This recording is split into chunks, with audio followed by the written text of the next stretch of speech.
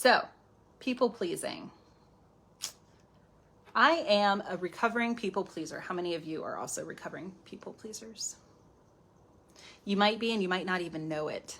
Eek. We're all mad here.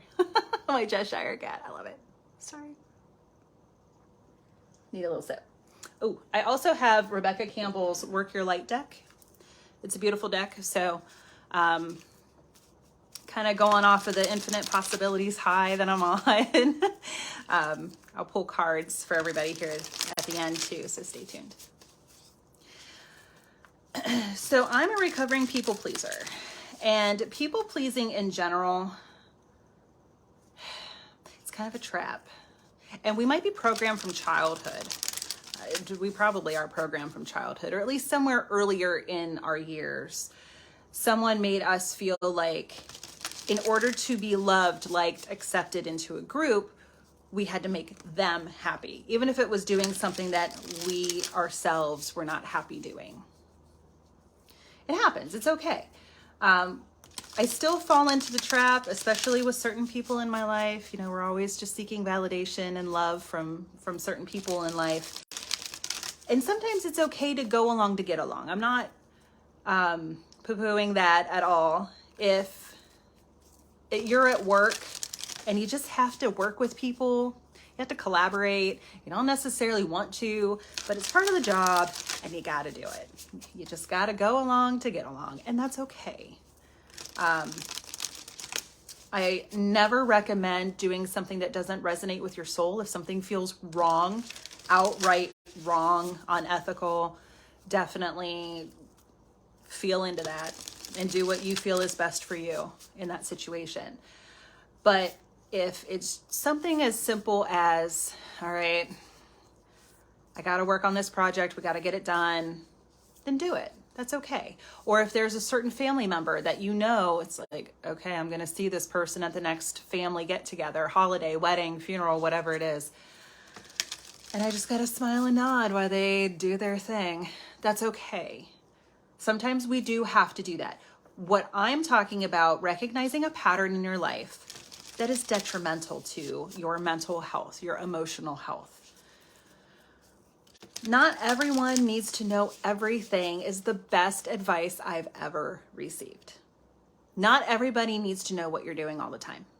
They don't need to know every single thing. And again, I am not talking about safety things of, hey, I'm going to be an hour and a half from home and this is what's going on and this is what I'm doing. I'm traveling for work, or I'm just going on a vacation. I just need to get away for a few days by myself. Like, there are people who should probably need to know that you're going to check in with them from time to time. That's a safety thing. I hate letting people down. I feel so guilty afterwards. Yes, Shauna, we're going to talk about how guilt, shame, and blame wrap into all of this, because I'm right there with you. I'm sure most of you can also, that resonates with you as well. So not everyone needs to know every single thing that you're doing all the time, because inevitably somebody's going to have, you're going to have that aunt or that frenemy or somebody who is shaking a finger saying, now, I don't think you need to be doing that. They might be right. That might be their opinion, and they're just projecting it onto you. It could also be, more than likely, their own fear and jealousy that, yeah, there are people out there who don't want to see you succeed because it makes them feel better about themselves when other people play small. Bye-bye. Let that go under the full moon. Let it go, or anytime. It's okay to be a little mysterious. It's okay to hold your tongue. It's okay to hold back, to make big moves with a little noise. You don't have to tell everybody. If somebody asks, like, oh, what are you doing with your life now? It's probably not genuine, and it's probably not somebody who is around you every day who always wants to know. It's just a nibby-nosed person who wants to know what you are doing with your life. Best possible scenario, they genuinely are interested and they'll get inspiration. Not best case scenario, they're just people who want to try to knock you down to their level because they're insecure about themselves. Only you will know in that situation. But it's okay to keep things to yourself. You don't have to answer those questions. If you seeing anybody? I see lots of people when I look around a room. What are you talking about? It's okay to say whatever answer feels right for you. If it's, yes, I am, and things are going well, thank you for asking, I'll introduce them when the time is right. Or you can say, I don't want to say flat out lie, but you can keep something to yourself and say, no, I'm not seriously seeing anybody right now. You can also point blank say, that's none of your business. And when I choose to say what I'm doing, you'll know. Might not be the first to know, but you'll know. It's okay. It's not okay to be inauthentic. It's not okay to be ingenuine. Don't let anyone make you feel like you have to say, I'm great. How are you? You don't have to say, oh, you know what? My neck really hurts and I'm kind of, I got this thing going on with my shoulder. I do. I have this thing going on with my shoulder. Might have to have surgery. I'm not sure. Like, you don't have to say all of that. You can simply say, I'm doing well. How are you? If that's your truth. It's also okay to tell somebody trusted, I'm not okay. I'm not okay today. Can we talk? But not everybody needs to know that. See, it's a delicate balance. Where does people pleasing come from? So like I said earlier, many places, but probably it comes from your childhood or your early years. There was some kind of programming somewhere along the line that made you feel like you had to make a certain person or group of people happy. It could be a religious group. It could be a family group. It can be a friend group. It could be just about anything. But you had to be a good boy or a good girl in order to be like, sit down, shut up, be a good girl, sit down, be a good boy, do your homework. Sound familiar? Our worthiness issues stem from people pleasing. So we don't feel like we are worthy unless we are making other people happy. Is there something to be said for it makes me feel good to help other people feel good? Absolutely. It's when it crosses that border and it becomes more about making other people happy than yourself. And it's to your own detriment. Like I give, and don't fill up my own cup. Therefore, I'm exhausted. I'm burnt out. I'm edgy and irritable. I'm tired, whatever it is.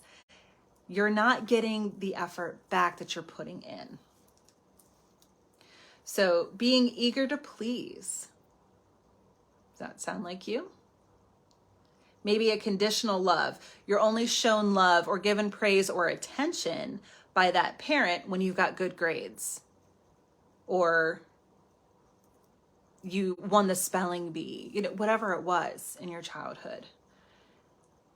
It makes them happy. Like, what am I supposed to tell people that you're doing in life? What am I supposed to tell them you're doing? Like, are you getting married?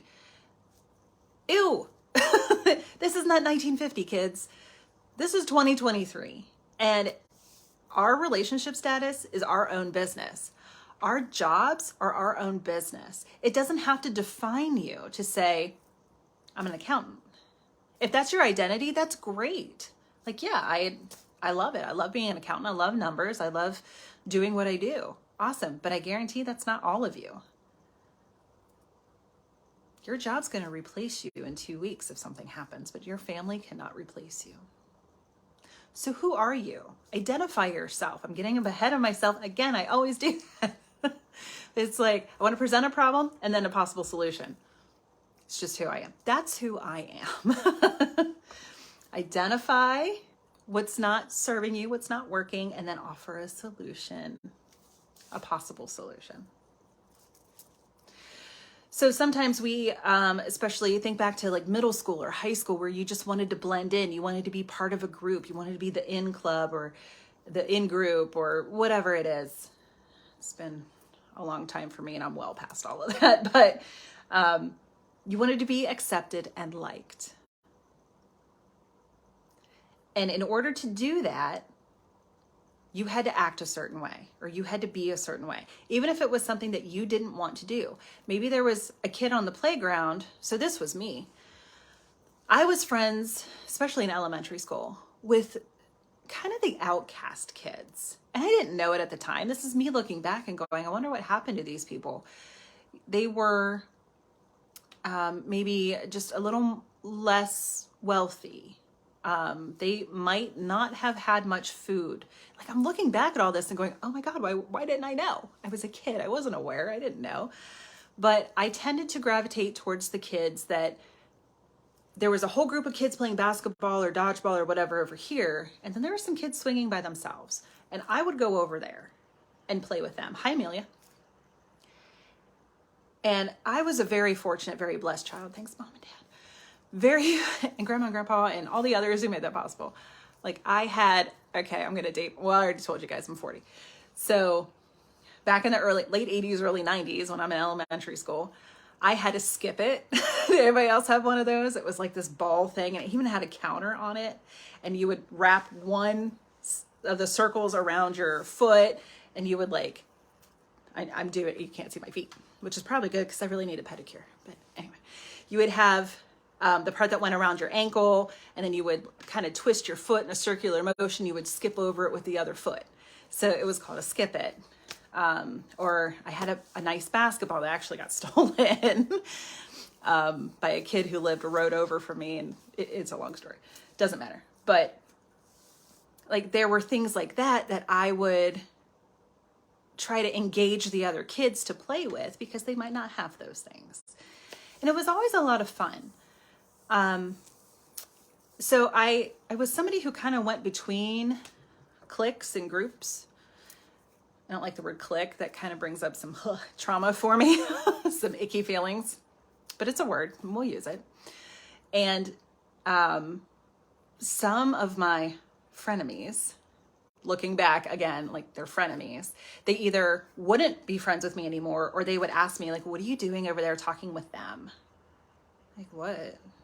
They're nice people. You should give them a shot. Let's bring them over and let them play. Like, everybody can play nice in the sandbox or on the swing set. I didn't understand until later in life.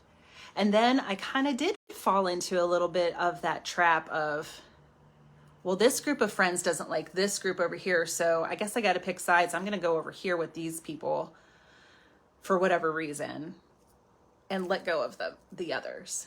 Was that the right thing to do? I don't know. I was a kid, but I'm throwing out these examples for you so that maybe you can relate. Going between crowds, maybe that's why I'm still helping people as an adult. Yes, Brandy, that absolutely is.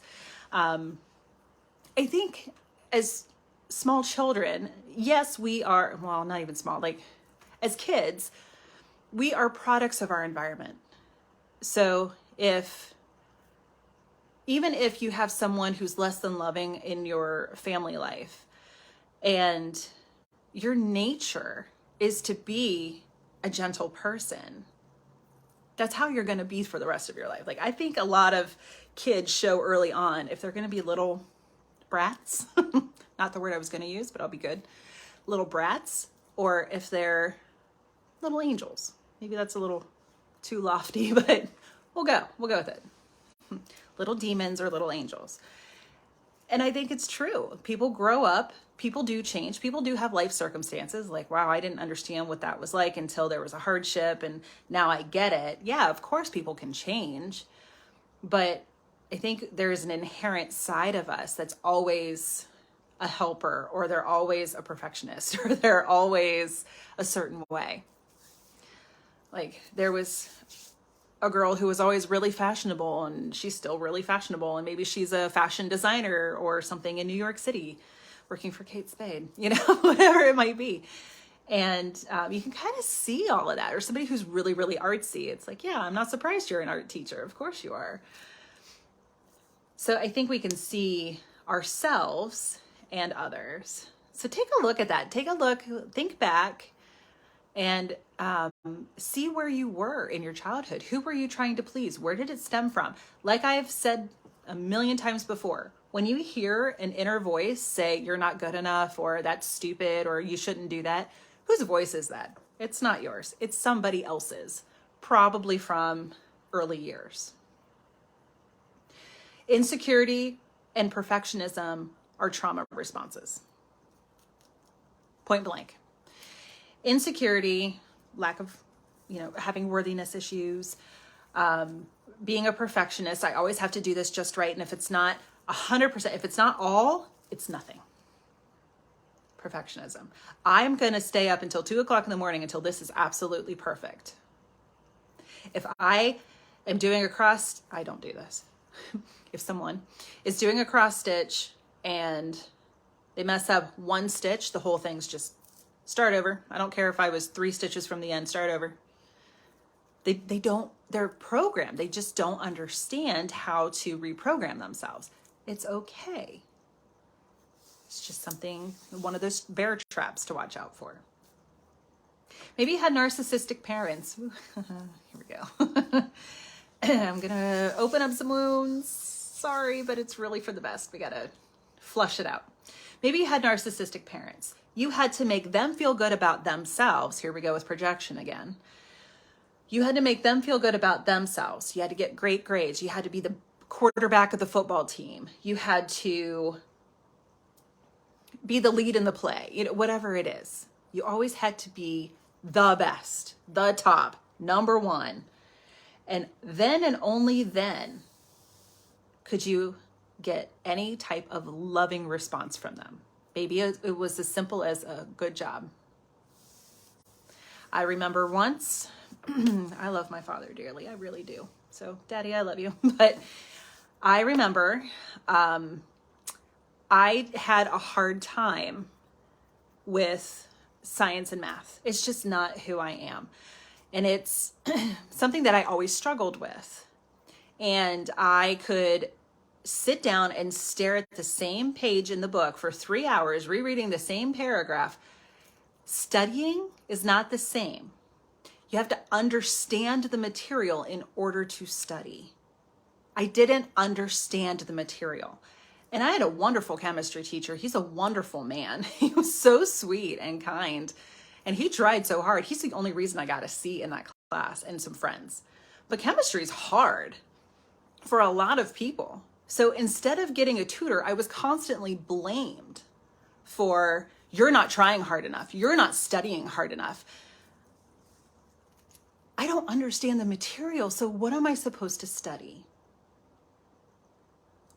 So therefore, I felt like I was stupid and I couldn't do it. Clearly, I have some things to work out. But I was made to feel like I wasn't good enough to go on to certain professions because I felt like I couldn't do it. I can't do math, I can't do science. So that eliminates an entire field from my possibilities. Instead of, how can we get you some help? Can we get you a tutor? Can you where are your resources? Those are the things that we should be saying to kids. And that's something that Neil and I, my ex-husband and I, say all the time to our son. If you need help, we will find out how to get you help, even if it's outside of school. And we have done that. We're very fortunate to have people in our lives that we can literally call or text and say, hey, are you free? Michael needs some help. And he's received much support because of that. So sometimes we can turn our trauma into something good for someone else. And in this case, it was our kid. And that's okay. Like his father says all the time, the only reason he got through geometry is because his teacher taught them with playing pool, having a billiard table and playing pool. So that's how they learned angles. I'm like, oh, that's so brilliant. I probably could have done better than a C- in geometry if I had had a teacher like that. I had the same teacher for algebra the year before. I did great in algebra, like a solid B+, which to me is great. And then the next year I had geometry and I'm like, I don't understand this. Same teacher, same teaching style, which was not good. But then same subject, it's math, just a different version. I just didn't understand it. Shauna, I have to click see more. Told my mom I was taking the entrance exam for nursing. She started laughing and told me they would never let me be a nurse. Oh, girl. I see you. I see you. I'm interested to know if you care to share. Did you end up doing it? Some people turn their pain into a positive, and some people get discouraged and say, you know what? No, I'm going to shrink. You're right. I can't do this. Neither is right nor wrong. Well, your decision for you is what's best for you. And we can only do the best in the moment with the information that we have at the time. But if you feel like sharing, I'd be interested to know if you took it or not. Or if you did take it, did you take it then? Or did you do it later in life after you gained some self-confidence? So again, I'm not sharing these stories to bash anybody or hurt anybody. It's simply we've all had some sort of trauma in our lives where we have felt like we had to make other people happy in order to be able to do something. And the truth is, we have to make ourselves happy. We can do anything, infinite possibilities. We can do anything that we want.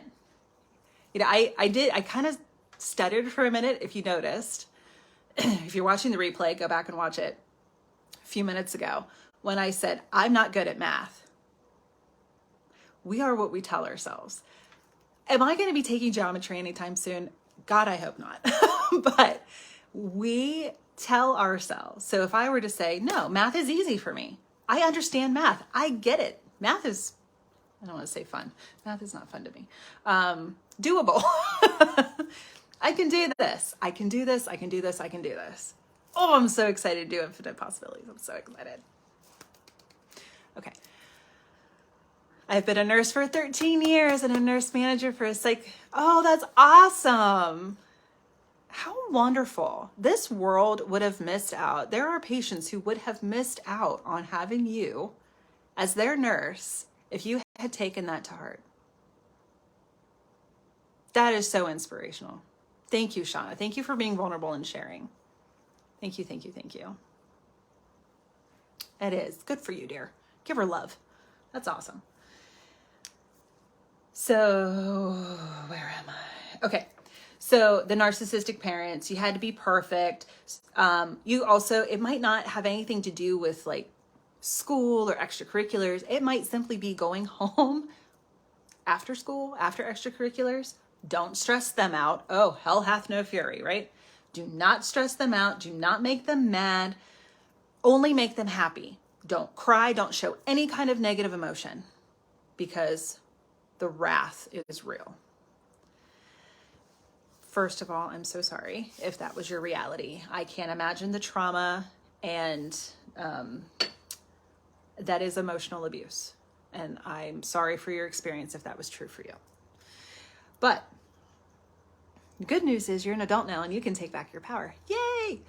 So if that was true for you, go back. This is a little bit of inner child work. Go back. I know this might be painful. Go back to a situation that you can remember where you had to withhold tears or withhold anger or whatever it was. Anything that wasn't happy and positive or at least quiet. And lean down to your inner child, to yourself, and look yourself in the eyes and say, it's okay. I love you. I've got you. You're safe. Create a safe space for yourself, for your inner child. Reparenting your inner child, that's a whole workshop I could do. And I'm happy to, if there's interest. So, just loving yourself, telling yourself, I'm okay. It's okay to feel how I'm feeling. It might not be safe to express it in this moment, but now as an adult, I can safely express it. Pain into positives. And not toxic positivity. That's not what I'm talking about. But again, subject for another night. So what does people pleasing look like? According to Psychology Today, I found a very interesting article. I know you're all shocked. Here we go. Science. Yay. Okay. So 10 signs you're a people pleaser. Here we go. You can put a finger down, put a finger down, put a finger down. Is that what they do on TikTok? Number 1, agree even when you disagree. And these are just like 10. I've seen articles with 25 and they're all relevant, not repeats. But I agreed with this one. So here we go. Put a finger down if you ever had to agree even when you disagreed. If you feel responsible for others' feelings and in turn neglecting your own needs and feelings in the process. Apologizing often. Sorry for being late instead of thank you for waiting. Changing the narrative. There's a whole other workshop I could do. So apologizing often. I'm sorry. Even for something simple, like you didn't sign your check. Oh my gosh, I'm so sorry. Calm down. It's fixable. It's okay. I worked in hospice. No one died because you didn't sign the check. It's okay. 4, obligation. Doing things that you think others want or need you to do instead of things that you want or need to do. You're putting everyone else first because you feel like you have to. Obligation. If you're a yes person, like you can't say no. Even though your plate is completely full, you don't have time, you don't have emotional capacity for it, you're saying yes. You're checking work emails outside of your working hours. Stop doing that. I might get some heat for that, but I don't care. You have to set healthy boundaries. There's no reason. No reason. 6, you worry that others will be mad at you. If I do that, or if I don't do that, someone's going to be mad at me. Oh no, I have to do it. 7, inauthenticity. You all know how much I love this. Acting like the people around you instead of being your true self. Like sheep syndrome is what I call it. Inauthenticity. 8, you crave praise from outside sources. It's not good enough that you know. You have to have your 5 best friends and 5 of their best friends to know that you're worth it, that you did something good. Look at me. Look at what I did. There's nothing wrong with getting praise. That's awesome. You deserve praise. But if you're constantly seeking it from outside of yourself, you're judging by how many likes your post gets. Calm down. It's okay. Not everyone is going to agree with you. You're not going to agree with everyone. It's okay. When you know within yourself that you did something good, you don't have to say, hey, by the way, I paid it forward at Starbucks earlier because I paid for the 3 people behind me in line. Not everybody, just do it in silence. It's okay. Because then you're not doing it for other people to please others or to get their permission or their praise. You're doing it because you know it's something good to do.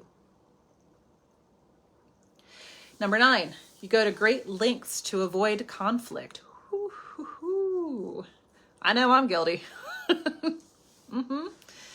Great lengths. You just, not only do I bite my tongue, I completely avoid the person at all costs. And 10, you pretend everything is okay even when it's not.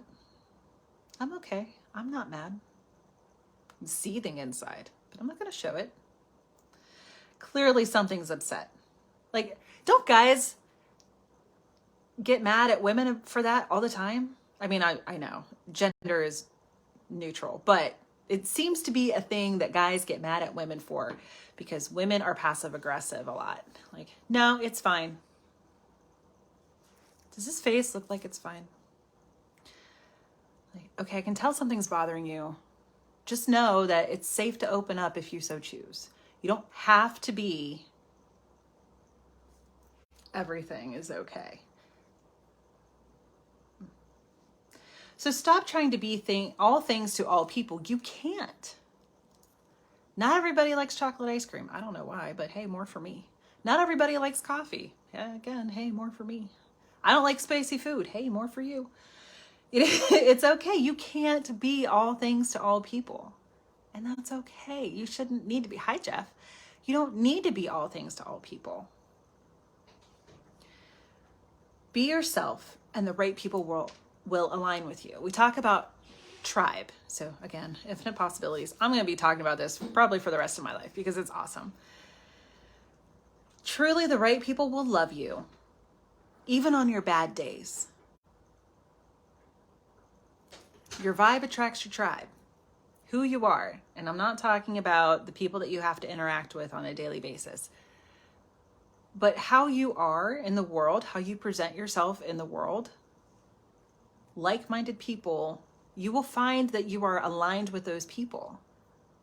For better or for worse, if your vibe is low and inauthentic, you're going to attract people who love that, who also vibe on that, or who like energy vampire that. The converse is also true. When you vibe high and you're love and light and you're like, life is great, you're going to attract people who are like, yeah, life is great.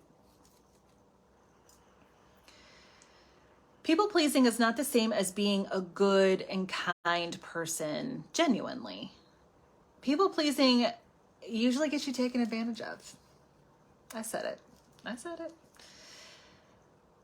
Like, I was talking with somebody a couple weeks ago, and she said it was time for her kids' sports fundraiser, and everybody looked at her because she had shared it the last few times in a row. She's like, I'm not doing it. Somebody else has to step up this time. Like, no. And she said she felt guilt and shame because people were like, but you always do it. And she's like, exactly. I'm not the only person who can do it. If you need help, I'm here. I'm completely happy to help, but I'm not running it. I was like, good for you. That's great. She's like, I was tired. I don't have the capacity for extra stuff right now. Like, yeah, good for you.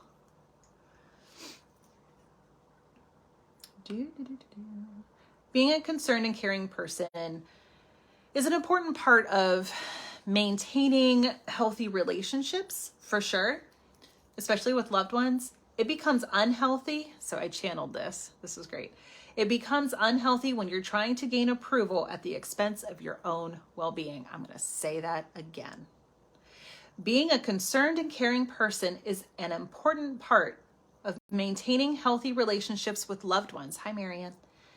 It becomes unhealthy when we're trying to gain approval at the expense of our own well-being. That was good stuff. I was like, wow, that's good stuff. So some negative effects of people pleasing: anger, frustration, resentment, depression, exhaustion, anxiety, stress, lack of willpower. So the more you people please, the more you're going to do it. Illness, physical, mental, emotional illness, and feeling a lack of meaning or purpose. Shame. So I said I was going to talk about shame and guilt and blame are assigned. Like, you're stupid, you're crazy, you're overreact. Oh, calm down. You're overreacting. You're exaggerating. It's not that bad. It causes us to shut down and question our own feelings and emotional and mental health, our own perception of this world. When somebody else says, relax, it's not a loving, relax, it's okay, it's all going to work out. Everything's always working out for me. Yay. It'll be okay. We'll get through this together. That's healthy. The unhealthy is the dismissive, the shame that you shouldn't feel that way. What's wrong with you? People have it so much worse. Okay, well, that might be true. It's what in grief recovery we call true but not helpful statements. Like, yeah, that might be true that other people have it worse, but this is pretty bad for me right now in my life. So if someone's trying to diminish your reality, your perception, take a close evaluation and see if, okay, I am overreacting. I need to calm down. I've got through bad days before. I'll get through bad days again. Or is it something that's much more detrimental? There's a difference between listening to understand, not respond, Most people listen to respond, not just open up and really hear what somebody is saying. Showing empathy, honoring your feelings, even if you don't understand where they're coming from, and validating the other person, it goes a long way. Narcissists don't have that capability. So if you feel like you're dealing with a narcissist who's gaslighting you and saying, that's not true, that's not real, what are you talking about? It didn't happen that way. Or being dismissed, shame, blame, fear, guilt. Narcissists shut down, they shun emotion that isn't their own or what they don't understand. Even strong emotions in general, just because they don't understand it themselves. They don't understand themselves. They're not self-aware. Narcissists are not self-aware. Does everyone have a 1% narcissist within them? Yes, it's what gets us out of bed in the morning. It's what gets us to go and do the obligations that we have. Whether it's getting the kids to school or going to work or getting the oil change in the car, cooking dinner. Yeah, we all have something. It's when you're like a level 7 or above that you should probably worry.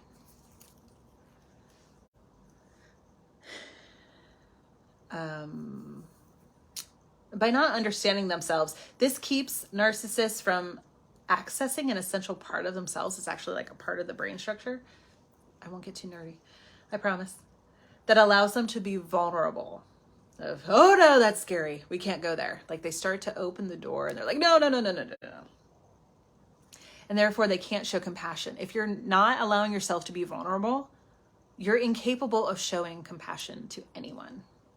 If you can't show compassion to yourself, you can't show compassion fully to anyone else.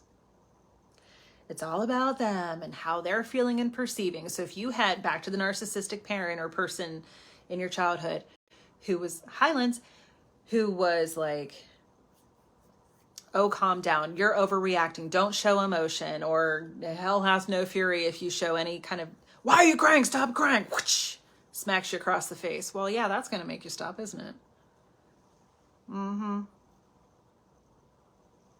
Oh boy. So if you are dealing with one right now, I am so sorry for you. No one should have to go through that. But I know it's all part of the learning process, right? So if you need help, Linz, let me know. I've got advice. Trauma as a trauma response. So people pleasing can be triggered from fear of not wanting to trigger. Check this out. People pleasing can be triggered from not wanting to trigger abusive behaviors in others or repeating the pattern of abuse. You're welcome. There was this great quote I saw, and it was attributed to the great philosopher unknown. The expectations of others were the bars I used for my own cage.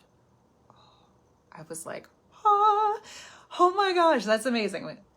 The expectations of others were the bars I used for my own cage. Wow. When we're in an unsafe environment, whether it's in childhood or an adult relationship or a work environment or whatever it is, we create a safe zone. It could be within our own minds, or it could be our bedroom, whatever. I always say my bedroom's my sanctuary because I like to sleep. Even though I have crazy dreams, I like to sleep and I like to be safe in my room. But we create a safe zone in order to survive. It's a survival. It's a trauma response. It's a survival instinct. We repeat these patterns in other areas of life. So when we grow up like that, we might repeat them in adult relationships. If we have a work experience, we might continuously have that same kind of boss. It's like the lesson repeats itself in different meat suits or situations or environments until we learn the lesson. Keep that in mind. So when we're in an unsafe environment, we create a safe zone as a means of survival. Just again, helping you to understand what this looks like, where it comes from, and how it manifests throughout life until we recognize the pattern and we actively take steps to stop. So if you're apologizing when it's not your fault, if you're apologizing on behalf of, I'm sorry he acted that way, you know, he's really stressed out at work. Like, no, he's always a jerk. Again, not the word I was going to use. Like him. He's always a jerk. Like, no, stop making excuses, apologizing for someone else when it's not your fault, suppressing your own emotions, good or bad. Maybe the converse is true. It was, I wasn't allowed to be happy because my sister was unhappy. I wasn't allowed to celebrate my wins because my sister didn't have them. You know, whatever it might be. You know, you have a friend and it's like, you can't ever say what you're doing right in life because they cut you down. Why? Because they don't have that success in their own lives. You can't just genuinely be happy for someone. If you're not expressing your own thoughts and just agreeing or just clamming up, if you're afraid to make a fool of yourself, so therefore you don't even try. I find that I don't speak up in group environments, even at work. Like, hey, do you have any opinions on this, or what do you think? And or during training, like, what's the answer? I know the answer, or sometimes I think I know the answer. I have an answer. We'll say that. I have an answer, but then I don't know what's going on right here. I don't have the kahunas to speak up because I don't want to be wrong. What is that? People pleasing. I don't want to look like a fool. I don't want to look stupid. So it keeps you from trying anything new at all. If you're hyper vigilant, like being aware, being watchful, if you're hyper vigilant of others, you're always like, I know where everybody is in the room at all times. That, again, that's a trauma response. That's not feeling safe. If you're distancing yourself from certain people or not doing that, especially with abusers, letting others tell you how to live your life. I did that. Being compassionate of everyone but yourself. What did I say a little bit ago? Like 3 minutes ago. You cannot fully be compassionate of others if you are not first compassionate with yourself. Write it down, quote me, I'll trademark it, whatever. You cannot be fully compassionate of others if you are not first compassionate with yourself. So some steps to freedom. Here we go. First of all, take an honest inventory of your own behavior. Where are you people pleasing? What is it that you're doing? Do you see patterns? Are there certain people that it happens with and certain people that it doesn't? And then once you do that, breathe and don't blame yourself. It's okay. You're simply witnessing. You're acknowledging. You're taking the steps to look within yourself and create your self-awareness. Expand your self-awareness. Next, establish some healthy boundaries. Know your limits. KNOW. Know your limits. Back to the example of my friend with the fundraiser. Like, I have too much other stuff going on right now. It's somebody else's turn to step up. Say no to something small. So, this might be hard for the yes people, but say no to something small. It could be maybe you're overcommitted and can't attend a function or help out with that team fundraiser. Ask yourself, how much time will this take? Is it something I really want to do? Or do I feel obligated? I don't want to disappoint anyone. Do I have time to do it? So how much time will it take and do I have that time? How stressed am I going to be if I say yes? If the immediate feeling is dread, the answer to that one is very. So just say no. Was that Nancy Reagan? I don't know. I was young. Just say no. It could be something like, would you like to add a drink when you order your meal? No, I have water. So all you have to say is, no, thank you. Right? It's something small. Take a stand in a cause that you are passionate about. So what if it's controversial? Great. All the better. You'll feel a lot better by being truthful with yourself and others. I love this for everybody. Positive self-talk. So what if someone doesn't agree with you or doesn't like you? There are plenty of people who do. Your vibe attracts your tribe. You'll get aligned with those people that do like you. What's the worst that can happen? Some negative Nelly leaves your life? Good, bye. Don't make excuses for yourself nor anyone else. Oh, he couldn't be here because of this, when he's really just laying on the couch eating potato chips. He didn't want to go. He said no. So can you. Learn to respond, not react. React is that knee-jerk reaction. You're probably going to have that regardless. You're going to have a reaction, but it doesn't have to be outward. It can be your brain going, ew, why would you do that? It's that judgment. We make judgment calls every day. Every day. I'm going to wear the blue shirt instead of the black one because it looks better with these pants. I'm going to wear this tie because it matches the shirt. The other one doesn't. I'm going to wear my hair up today because I'm sick of it doing this flippity dippity thing. You know, whatever it is. These earrings instead of those. You make judgment calls every day. I'm going to have eggs instead of toast. Whatever it is. So it's okay. You're going to have an instinctual reaction. It just doesn't have to be outward. You're allowed to pause and formulate a response. That's growth. So pause and reflect. Whoa. Pause and reflect. So there you go. There's people pleasing in an hour. How to recognize it, how to identify patterns, and some small steps that you can take in the direction of freeing yourself.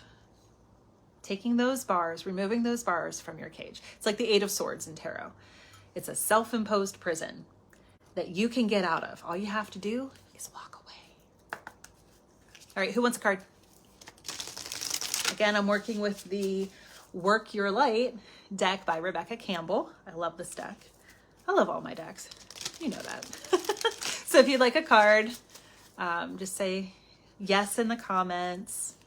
If you have questions or thoughts, please feel free to pop those in as well. Shauna, you got it.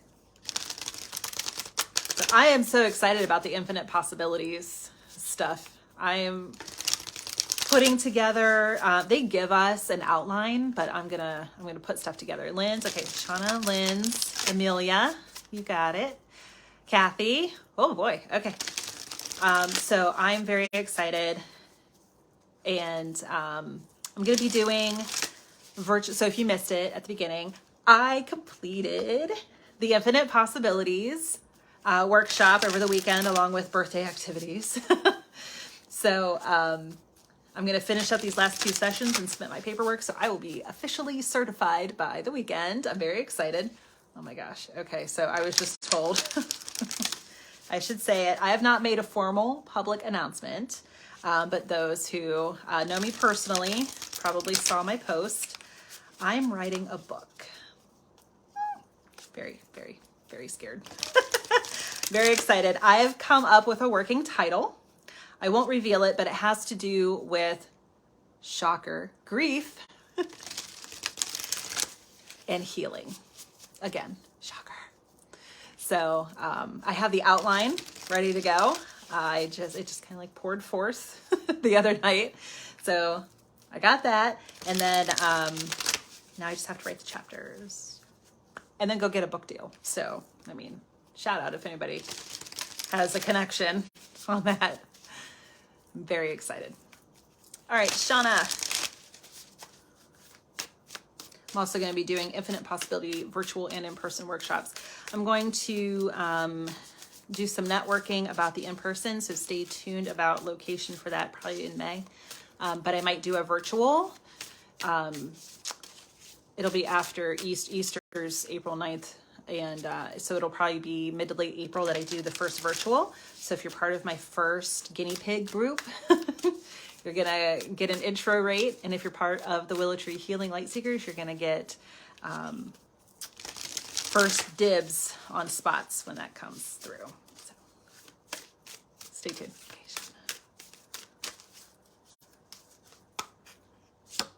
I love the backs of these. Can you see? Whoever she gets to do the artistry on any of her decks, they're so intricate. They're so beautiful. So anyway, Shauna. Ooh, protection. Call back your power. Cut the cords. And soul retrieval. Oh, that's beautiful. You see it?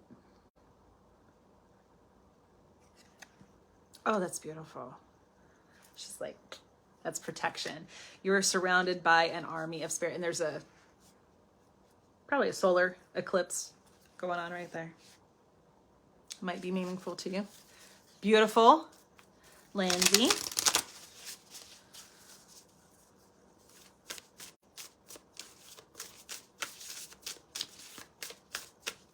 Oh, and also if you missed it at the beginning, if you would like to, I'm going to start doing email stuff, blasts, newsletters, blogs, special announcements, the IP stuff, my goings on locally. So DM, don't put it in the comments here. This is public. DM or email me. Hi, Joe. WillowTreeHeals@gmail.com. Lindsay. Oh, Lindsay, this is perfect for you. Share your voice. Come out of the cave. Persecution. Expression.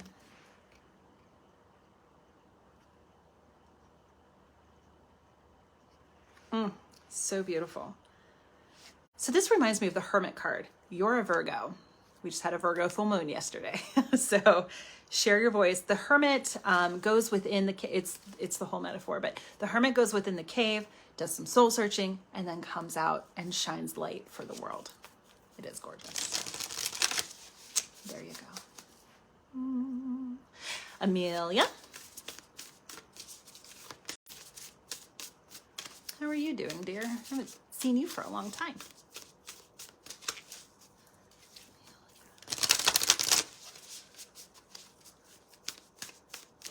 Stop. Okay. Top and bottom. Answer the call. What is your soul calling you to do? Gorgeous. What is your... That's a great journal prompt or meditation prompt, whatever it is that you do. And from the bottom, pillar of light. Oh, your vibration is rising. You are the oracle. I always say, for those of you who know me, have had readings from me, I believe I was an oracle at Delphi in a past life. And I very much identify with that and high priestess energy. So that's beautiful. So if that's something that feels right for you, go with it. Remember Kathy. Did I miss anyone besides Kathy? Kathy, I'm shuffling for you right now, dear. Anyone else?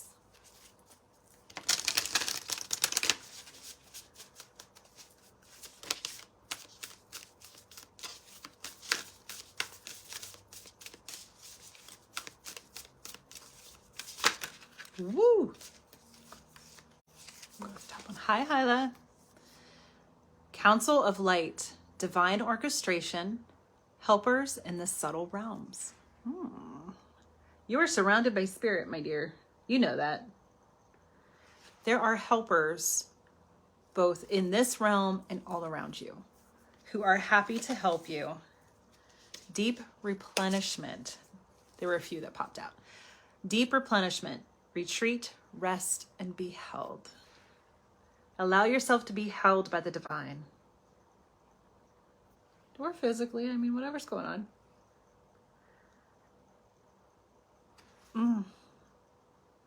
That is so beautiful. I love the roses in her hands. the water. It's incredible.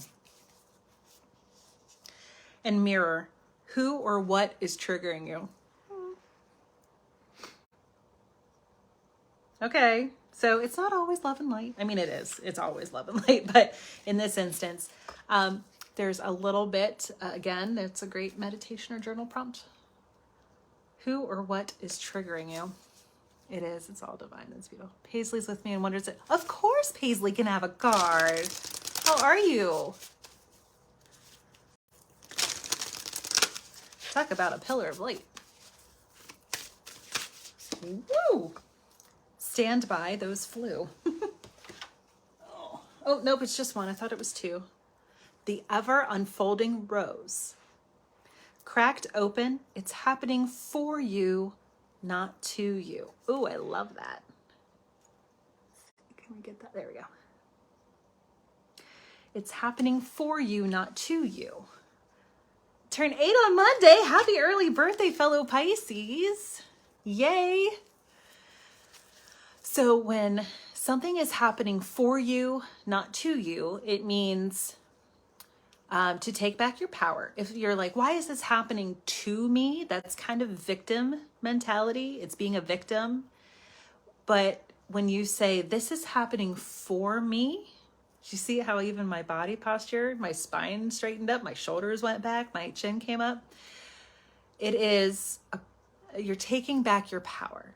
So if somebody's not being very nice to you, instead of, why is this happening to me? It's more like, why is this happening for me? What is this trying to teach me? It's a lesson. Ooh, that's beautiful. Lemuria, creating heaven on earth. It's happening. That's beautiful. If you know anything about Lemuria, I think Lemuria and Atlantis were, here's the two cards, were the same thing. I think I should know that. Ooh, I don't. Check it out. Do some research on Lemuria and Atlantis. I think they're supposed to be the same. I don't have it within reach, but I got a beautiful Lemurian crystal from Joy that is right over there. I can see it. It's on my Buddha statue. Buddha holds it. It's absolutely incredible. So Lemuria, there are still crystals, and it was a very advanced civilization. That's why I think Lemuria and Atlantis were the same, because they were both really advanced civilizations. Even though they're ancient civilizations, they were super advanced, probably even more than we are at this time in human history, before the city sank, or probably a tidal wave came over and wiped everything out. So check that out. See if that resonates for you. It's a fascinating story, if nothing else. So happy early birthday, my dear. All right, everyone. We've gone a little over an hour. That's about right. So I hope this was helpful. As always, stay tuned. Lots of good stuff coming up. And you're welcome. I'm not sure what I've got a few things going on for the next live, so we'll see. But as always, I hope this helped. Feel free to reach out if you'd like to book your own personal reading or session. I'll be at Mountain and Flame on Sunday. So if you want to book a time, or if you just want to stop in and say hi and check out the shop, it's pretty cool. They got lots of really interesting stuff there, and the owners are super cool. So stop on out. Otherwise, I hope you all are well, and I will see you next time. Take care.